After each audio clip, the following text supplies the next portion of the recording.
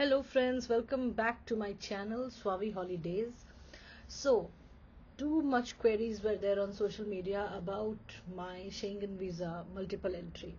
So people were asking me कि आप थोड़ा कवर लेटर शेयर कर दीजिए, थोड़े से हमें बताइए कि आपने कौन कौन से डॉक्यूमेंट्स यूज़ किए हैं, कैसे लिखा है आपने cover letter. So these type of questions were asked, बहुत पूछे गए हैं सोशल मीडिया पे, बहुत सारे लोगों ने पूछा, फेसबुक, इंस्टाग्राम, व्हाट्सएप.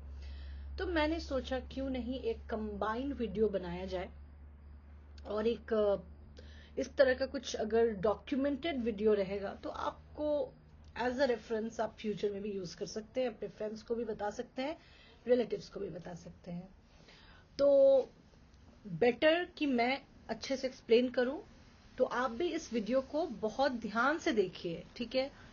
तो आपको एक आइडिया लग जाएगा कि आपको डॉक्यूमेंट्स क्या क्या रिक्वायर्ड है, आप कवर लेटर कैसे बनाएंगे जिससे कि 99% प्रोबेबिलिटी हो जाए कि आपको लॉन्ग टर्म शेंगन वीजा मिले.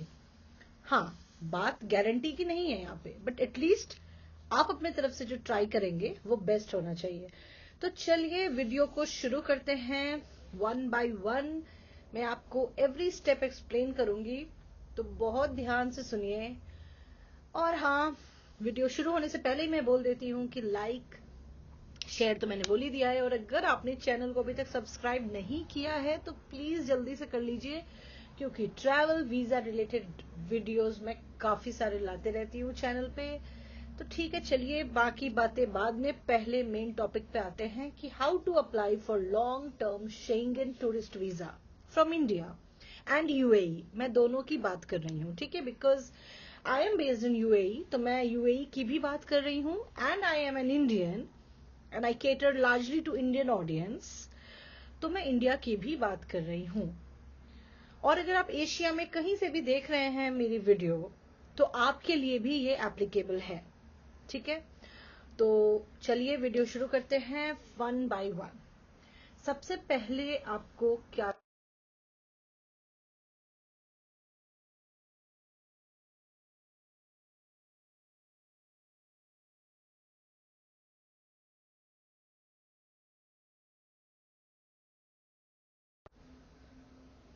सबसे पहले आपको क्या करना है. सबसे पहले आप माइंड मेकअप करेंगे कि आपको जाना कहाँ है. So that comes to a point like you have to decide your destination, and that should be a combination of few countries of Schengen area, क्योंकि Schengen बहुत बड़ा है और बहुत सारी countries उसमें included है. So you have a good opportunity to cover various countries in one trip as you wish, ठीक है. ज्यादातर लोग तो यही करते हैं कि एक बार ट्रिप लेते हैं तो 3 4 5 कंट्री कवर कर ही लेते हैं. तो आप भी सबसे पहले एक प्लान बनाइए, उसपे आप सेट करिए कि आपको कहाँ कहाँ घूमना है. और वो प्लान एक ही बार बनाइए, क्योंकि और एक ही बार में फैमिली का, फ्रेंड्स जिसके साथ आप ट्रैवल कर रहे हैं उनकी एडवाइस के साथ बनाइए, ताकि बार बार आप उसमें कोई चेंजेस नहीं कर पाए. तो बेसिकली मैं कहना चाहती हूँ कि एक आप आइटिनरी बनाइए, रफ आइटिनरी बनाइए कि हाँ जी मैंने स्विट्जरलैंड जाना है, स्विट्जरलैंड से मैं फ्रांस जाऊंगा, फिर वहां से मुझे इटली जाना है. इस तरह का जो होता है वो आप एक बार डिसाइड करके, सोच के, थोड़ा गूगल करके बना लीजिए. तो डेस्टिनेशन आप फिक्स कर लीजिए, ठीक है. उसके बाद आप ट्रैवल डेट भी फिक्स कर लीजिए, means keeping in mind when have you applied for your leaves.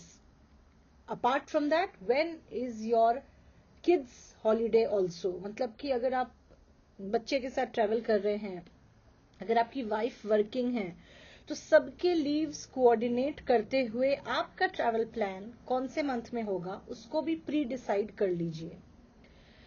क्योंकि वीजा एप्लीकेशन जो आप देंगे वो आप पहले देंगे, राइट. तो उसके लिए आपको ये सब चीजों का होमवर्क एडवांस में करना पड़ेगा. सो ट्रैवल डेट भी आप एक सेट कर लीजिए, उससे थोड़ा 19-20 आप कर सकते हैं, बट ऐसा ना हो कि आपने जाना है मई में और आपने ट्रैवल प्लान दे दिया जनवरी का. So that is not acceptable. अगर आपको मई में ट्रैवल करना है, रफली 15th में अगर, या 10th में, तो आप 1st में, 2nd में, 10th में, उसी हिसाब से थोड़ा आगे पीछे डेट्स डालिए. बट ऐसा मत करिए कि मेजर गैप हो जाए आपके ट्रैवल डेट जो अप्लाई करे और जो आप रियली में ट्रैवल करें, ठीक है। इसीलिए आपको मैं कह रही हूँ कि थोड़ा पहले होमवर्क करके डिसाइड कर लीजिए कि हाँ जी मैंने इस मंथ में जाना है। सबकी छुट्टियां एक साथ कैलेंडर में मार्क करके डेट डिसाइड, डेस्टिनेशन डिसाइड। अब बात करते हैं मोड ऑफ ट्रैवल की, मतलब कि आपको कैसे जाना है। Do you want to take the direct flight to that destination, और आप घूम फिर के जाएंगे। कहने का मतलब है कि बहुत सारे लोग आजकल क्या हो रहा है, लोग ना अपने ट्रैवल को तोड़ तोड़ के भी करना चाहते हैं। दैट मीन्स आप डायरेक्टली यूरोप नहीं जाना चाहते, हो सकता है आप वहां से किसी एशियन कंट्री जाएंगे, हो सकता है आप इंडिया से दुबई आए, दुबई से फिर आप फ्रांस जाएं, या आप इंडिया से मस्कट आएंगे, मस्कट से फिर आप जाएंगे। मैं एक एग्जाम्पल के तौर पे आपको बता रही हूँ। तो लोग करते हैं ना कि यार चलो 2 रात दुबई में रुकते हैं, दुबई घूम लेंगे, उसके बाद यूरोप जाएंगे, या जो भी है आपका पर्सनल, आपके जो भी मोड ऑफ ट्रैवल होगा। आइदर यू आर इंटरेस्टेड कि नहीं भाई मेरे को तो डायरेक्ट ही फ्लाई करना है अपने डेस्टिनेशन पे, that is one case. But in case you want to go via media किसी डेस्टिनेशन से, तो वो भी आप प्री डिसाइड ही कर लीजिए, बेटर फॉर यू, ताकि आप उसको एप्लीकेशन में भी आप उसको क्लैरिटी में लिख सकेंगे। थर्ड स्टेप आता है कि आप अपॉइंटमेंट ले लीजिए उस एम्बेसी के वेबसाइट पे जाके। आपका कब का अपॉइंटमेंट शेड्यूल डेट आते रहता है, तो आप वो भी फिक्स कर लीजिए। बिकॉज आपने इतनी सारी प्लानिंग जब कर ली, तो ये सारी प्लानिंग तभी सक्सेसफुल हो पाएगी जब आपको वीजा मिलेगा, और वीजा तभी मिलेगा जब आपका अपॉइंटमेंट होगा। और अपॉइंटमेंट की काफी मारामारी चल रही है आजकल हर जगह। इसीलिए मैं तो यही सजेस्ट करूंगी अपने व्यूअर्स को, सब्सक्राइबर्स को, कि प्लीज अपॉइंटमेंट्स चेक करते रहिए। आपको कब मिल रहा है, जैसे ही मिले स्लॉट बुक कर लीजिए। और जो मैंने इससे पहले फर्स्ट एंड सेकंड स्टेप बताया वो सब तो तैयार आपको कर ही लेना है, तो आप अपॉइंटमेंट भी फिक्स कर लीजिए। अब आता है उसमें एक और मेन पॉइंट आता है कि अपॉइंटमेंट तो आपने ले लिया, बट आप प्रेजेंट क्या करेंगे। That's why documentation is now playing the major part. अब आपकी बारी शुरू होती है कि आप डॉक्यूमेंट्स तैयार करेंगे। अब आपका टारगेट क्या है। You are targeting to get a long term Schengen visa, मतलब कि आप जा चुके हैं। लॉन्ग टर्म आप तभी अप्लाई करेंगे जब आप फ्रीक्वेंट ट्रैवलर हैं शेंगन एरिया के। दैट मीन्स आप फर्स्ट टाइम नहीं जा रहे हैं, क्योंकि जो फर्स्ट टाइम जा रहा है लाइफ में उसको नहीं मिलता है लॉन्ग टर्म। लॉन्ग टर्म लेने के लिए you have to travel once or twice or thrice, है ना। आपकी ट्रैवल रिकॉर्ड्स होनी चाहिए शेंगन एरिया की पास्ट में। तो ऑफ कोर्स आप फ्रीक्वेंट ट्रैवलर हैं शेंगन के, इसीलिए आप चाहते हैं कि मुझे एक बार में ही 2 साल का, 3 साल का, 5 साल का वीजा अगर मिल जाए तो मुझे बार बार वीजा नहीं लेना पड़ेगा। तो आपका जो मोटिव है ये यही है। तो उसके लिए क्या है कि डॉक्यूमेंटेशन तो आपको मालूम है, क्योंकि आपने इससे पहले भी शेंगन वीजा अप्लाई किया हुआ है। बट यहाँ पे जो गेम चेंजिंग पॉइंट है वो है स्ट्रॉन्ग डॉक्यूमेंटेशन। दैट मीन्स आपको ऐसा क्या कीवर्ड लिखना है, आपको ऐसा क्या स्ट्रॉन्ग पॉइंट दिखाना है जिससे कि ऑफिसर, एम्बेसी ऑफिसर आपको लॉन्ग टर्म देगा। ये जानना बहुत जरूरी है, क्योंकि ये सारा काम जो मैं बता रही हूँ वो आप कर चुके हैं। आप शेंगन वीजा अप्लाई करके ये सब कुछ आप एक्सपर्ट हो चुके होंगे अब तक, क्योंकि आप लॉन्ग टर्म ही अप्लाई अब करना चाहते हैं, मतलब शॉर्ट टर्म आपने ले रखा है। बट अब आके डॉक्यूमेंट्स में आपको थोड़ा ध्यान देना है। यहीं आके 90% लोग गड़बड़ कर लेते हैं, क्योंकि डॉक्यूमेंट्स अगर आपका स्ट्रांग होगा तो आपका केस स्ट्रांग है। डॉक्यूमेंट स्ट्रांग नहीं होगा तो अगर आपका केस भी स्ट्रांग है तो आपका केस सक्सेसफुल नहीं होगा। बिकॉज आप वीजा ऑफिसर से फेस टू फेस मिलेंगे ही नहीं, आप अपने डॉक्यूमेंट सबमिट कर देंगे, वो अपने एंड पे चेक करेंगे, देखेंगे, और आपको देना होगा देंगे, रिजेक्ट करना होगा रिजेक्ट कर देंगे। सो आपको एक भी चांस नहीं मिलेगा उनसे इंटरैक्ट करने का। So documentation is the only channel through which you can convey your points very nicely to the officer कि क्यों आपको चाहिए long term Schengen visa. Okay, so अब चलते हैं नेक्स्ट पॉइंट पे।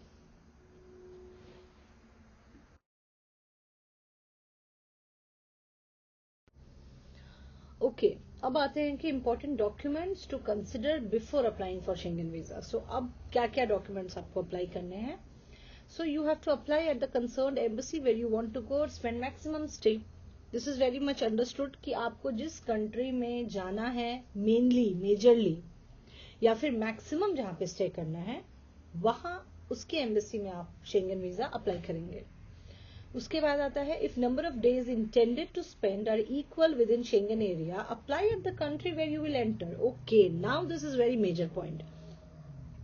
फॉर एग्जाम्पल आपको 2 कंट्री कवर करना है, स्विट्जरलैंड एंड फ्रांस, और आपने दोनों कंट्री के लिए 3-3 दिन सोच के रखा है.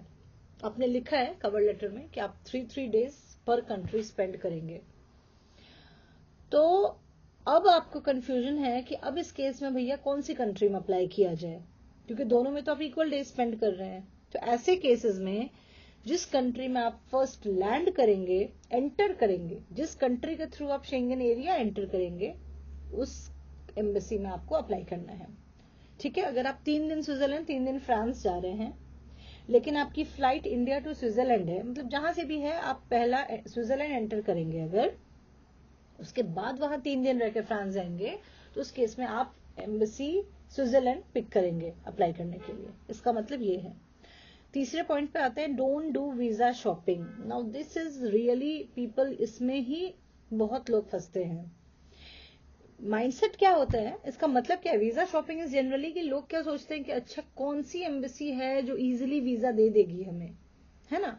सो लोग शॉपिंग इज द सेंस कि लोग ढूंढते रहते हैं, लोग पता लगाते रहते हैं, यूट्यूब देखते हैं, इंस्टा पे रील्स देखते हैं, हर जगह से पता लगाते हैं कि कौन सी कंट्री है जो इतनी आसानी से शेंगन वीजा दे रही है या दे देगी.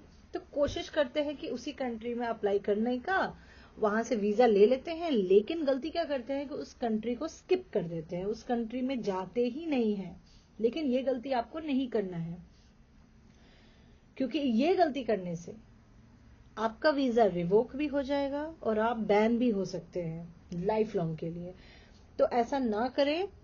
आप सिर्फ इजीली किस कंट्री से शेंगन वीजा मिल जाएगा इस चक्कर में आप किसी कंट्री से अप्लाई करके उस कंट्री से आपने वीजा तो ले लिया, लेकिन आप वो कंट्री गए ही नहीं. तो ऐसा काम नहीं करना है. ठीक है, जिस कंट्री से आप वीजा लेंगे शेंगन स्टेट में, आपको उस कंट्री में जाना ही जाना है. चाहे आप एंटर होते टाइम जाएं या आप स्टे के बीच में कभी भी 1 से 1.5-2 दिन के लिए कैसे भी जाएं, लेकिन आपको जाना है उस कंट्री में. वीजा शॉपिंग नहीं करना है, मतलब वीजा लेके स्किप नहीं करनी है उस कंट्री को. ठीक है. 4th पॉइंट है prepare documents as per relevant country checklist. Only different countries have different rules. Now this is really important. Just because somebody got visa from Switzerland doesn't mean that your requirement for France will be same. ठीक है, अगर आप France से apply कर रहे हैं, आप Denmark से अप्लाई कर रहे हैं या नीदरलैंड से अप्लाई कर रहे हैं, एम्स्टरडेम नीदरलैंड से, कोई जरूरी नहीं है कि उनका रूल और फ्रांस का रूल सेम हो या इटली का और स्विट्जरलैंड का रूल सेम हो.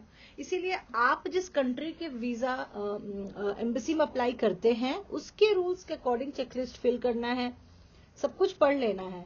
हर कंट्री में कुछ न कुछ माइनर मेजर चेंज आपको मिलेगा ही मिलेगा. हालांकि सारे शेंगन एरिया में शेंगन वीजा एक ही है, बट कंट्रीज तो अलग है, उनके कुछ रूल्स अलग हो सकते हैं. इसीलिए ये गलती ना करें कि एक जैसा ही सारा को समझे. नहीं, उनका चेकलिस्ट अलग से पढ़ें. क्या कुछ अलग है? अलग हो भी सकता है, होता भी है. इसीलिए कंट्री अकॉर्डिंग चेकलिस्ट को आप फॉलो करें. ओके. अब आते हैं one of the most important documents, that is cover letter. इसकी क्वेरी सबसे ज्यादा मुझे आती है. ट्रस्ट मी गाइज, इसके इतने क्वेश्चंस मुझे आते हैं हर जगह.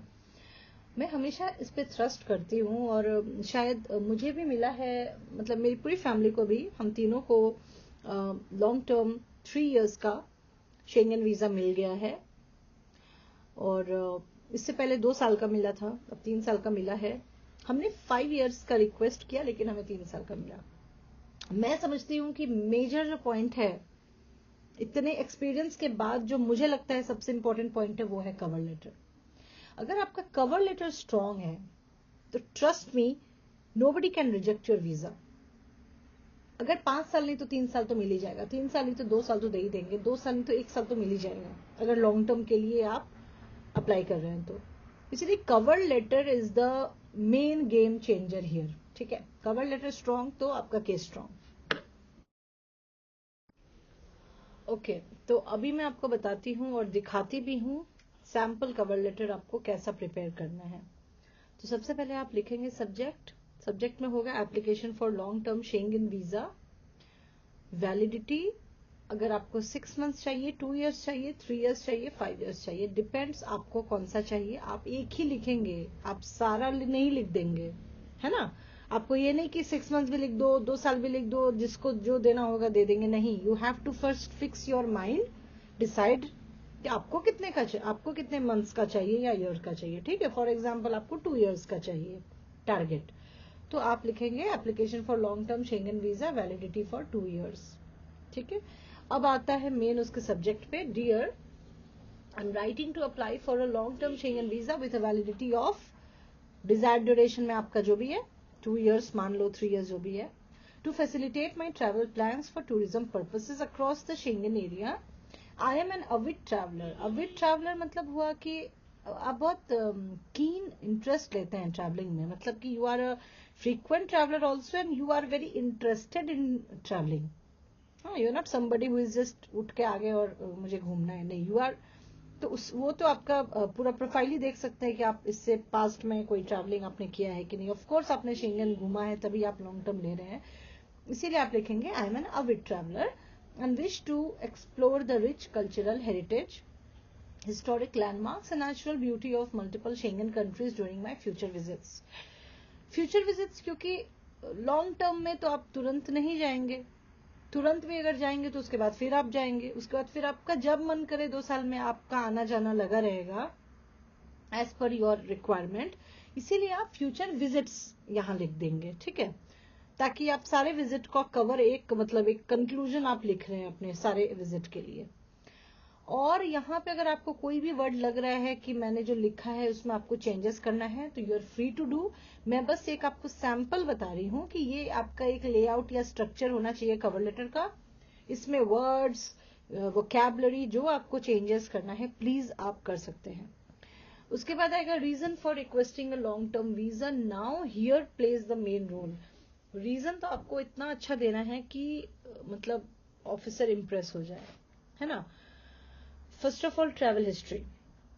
आई have previously travel to the Schengen area, as I told you कि अब तक आप एक शेंगन के ट्रैवलर हैं, लॉन्ग टर्म अप्लाई कर रहे हैं, तो इसका मतलब कि ऑफिसर ये जान चुका है कि आप गए हैं शेंगन एरिया 1 से 2 बार, पहले 2-3 बार गए हैं आप, और अब आपको थोड़ा सा लॉन्ग टर्म की रिक्वायरमेंट है।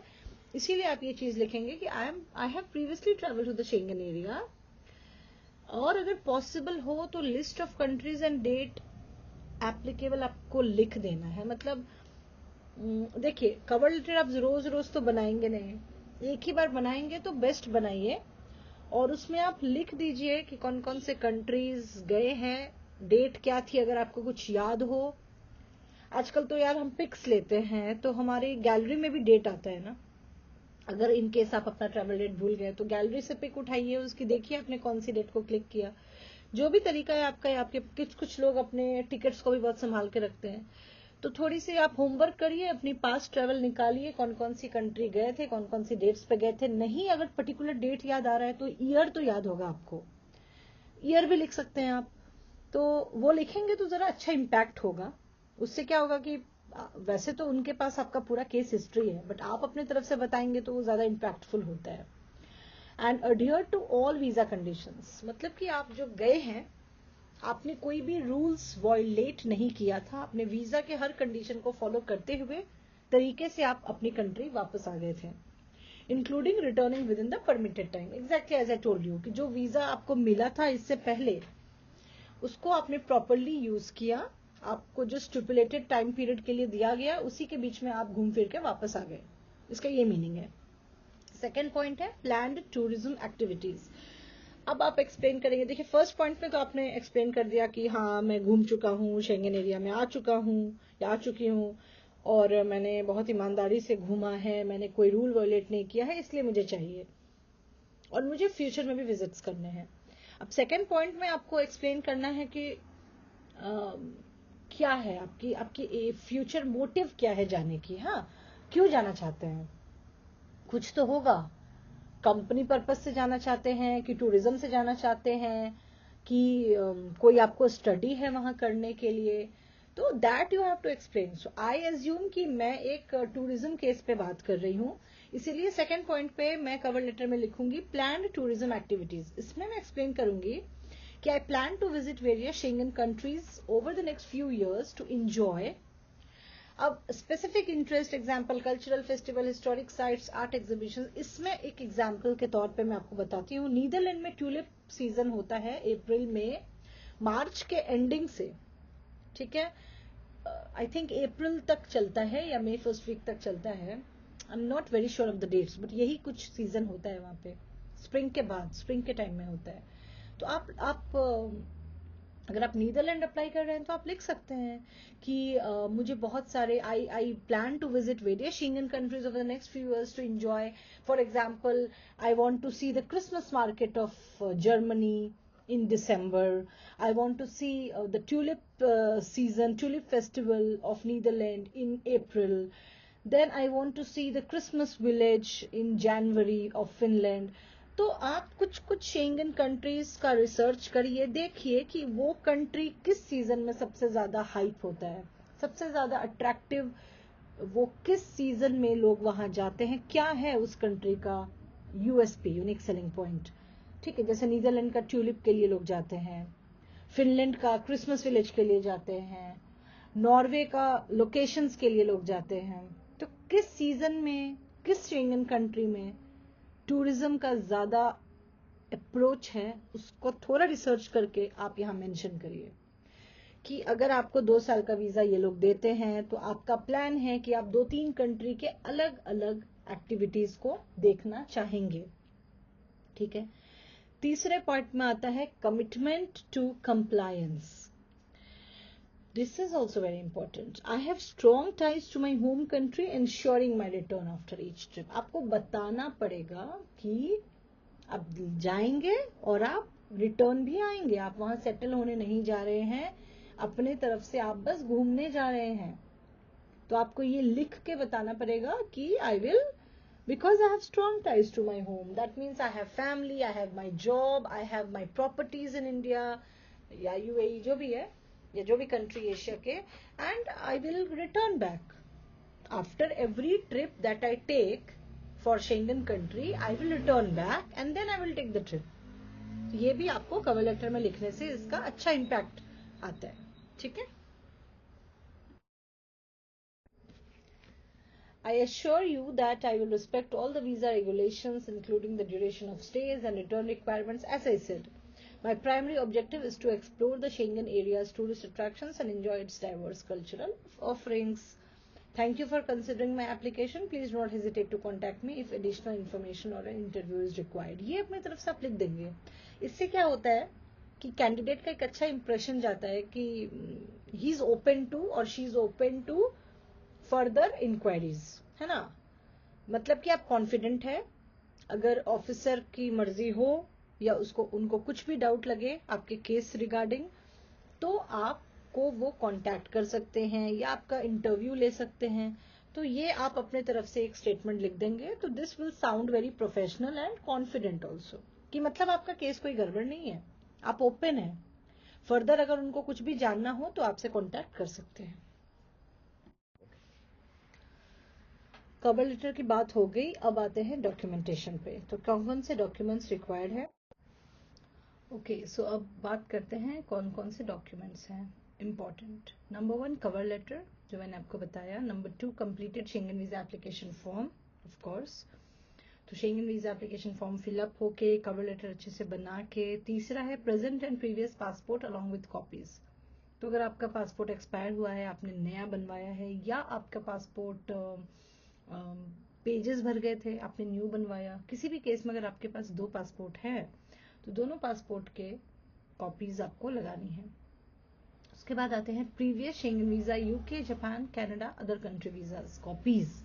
मतलब आपके पास अगर किसी भी कंट्री का वीजा पास्ट में था या अभी प्रेजेंट में है, इंक्लूडिंग शेंगन, जो आपने पास्ट में यूज़ किया है, सब वीज़ाज जो आपके पास थे सबकी कॉपी आपको लगानी है।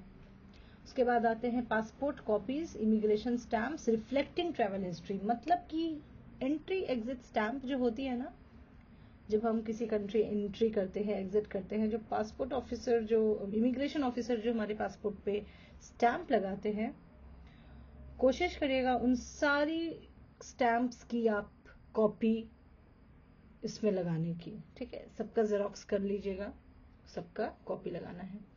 उसके बाद आते हैं flight reservation, confirm ticket, hotel booking. किसी किसी एम्बेसी ने मैंडेटरी रखा है फ्लाइट रिजर्वेशन, और कोई कोई एम्बेसी बोलता है कि आप कंफर्म टिकट मत कटाइए, आप डमी प्रेजेंट करिए।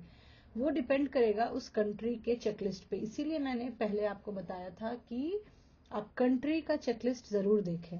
शेंगन में डिफरेंट कंट्रीज का डिफरेंट चेकलिस्ट है, तो आप देख लीजिए। अगर उस कंट्री में आपको फ्लाइट रिजर्वेशन मांग रहा है तो आपको वो देना है। अगर आपका डमी मांग रहा है तो आप डमी दीजिए लगा के। और होटल बुकिंग भी, क्योंकि किसी किसी कंट्री में कहते हैं कि होटल मैंडेटरी नहीं है बुकिंग प्रेजेंट करना, लेकिन किसी किसी शेंगन कंट्री में मैंडेटरी है होटल बुकिंग दिखाना, तो उस केस में भी आपको होटल बुकिंग दिखाना है। जैसे कि फॉर एग्जांपल इटली है, इटली में क्या सीन है कि इटली एम्बेसी बोलती है क्लियर कि आपको होटल दिखाना पड़ेगा, वाउचर चाहिए उनको, बुक्ड, मतलब होटल आपका बुक होना चाहिए। इटली एम्बेसी का मैंने कहीं सुना था और पढ़ा भी था कि ऐसा है, आप भी एक बार चेक कर लीजिएगा। इसीलिए मैं कहती हूँ जिस एम्बेसी में अप्लाई करेंगे उसका चेकलिस्ट बहुत अच्छे से पढ़िए कि उसकी रिक्वायरमेंट क्या है। उसके बाद आते हैं Schengen visa travel health insurance valid for 1 year. आपको अप्लाई करने से पहले हेल्थ इंश्योरेंस भी ले लेना है शेंगन वीजा का। 1 साल का हेल्थ इंश्योरेंस आपको दिखाना है, मतलब आप 6 महीने पहले वीजा अप्लाई करेंगे ट्रैवल से, ठीक है। ट्रैवल डेट से 6 महीने पहले आपने अप्लाई करना है, और 1 साल का health insurance, travel health insurance आपको प्रेजेंट करना है लेके।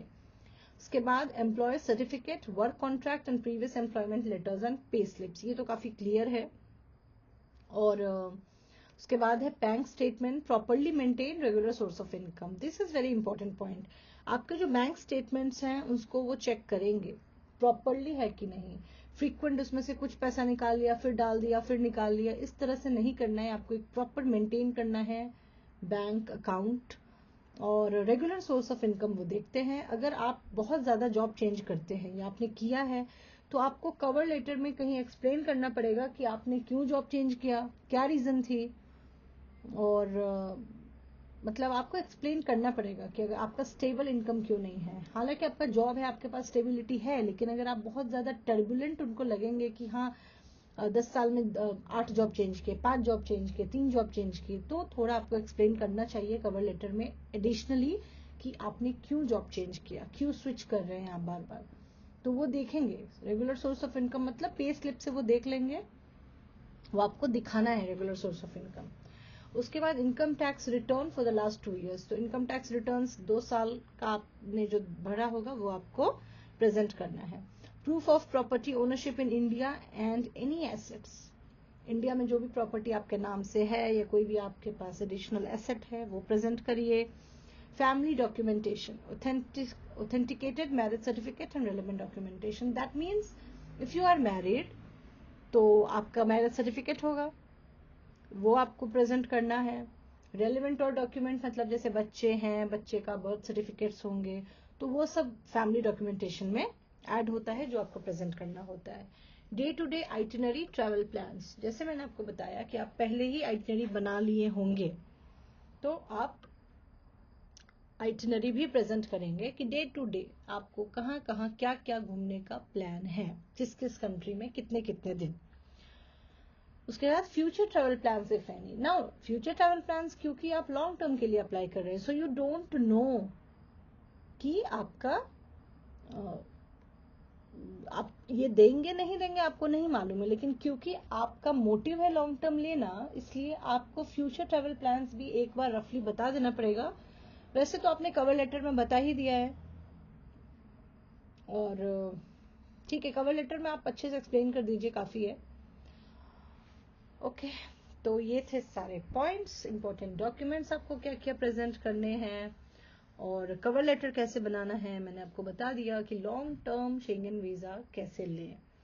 कोई भी क्वेश्चंस हो तो प्लीज़ कमेंट सेक्शन में लिखिए, मैं कोशिश करूंगी हर कमेंट्स का आंसर करने का जितना जल्दी हो सके। और yes, wish you all very best of luck for acquiring long term Schengen visa. Happy traveling. Thank you everyone for watching and supporting my channel. Video अच्छा लगा हो तो लाइक मत भूलिए। ओके, मैं फिर से बोल रही हूँ। चलिए, bye bye, see you in the next video.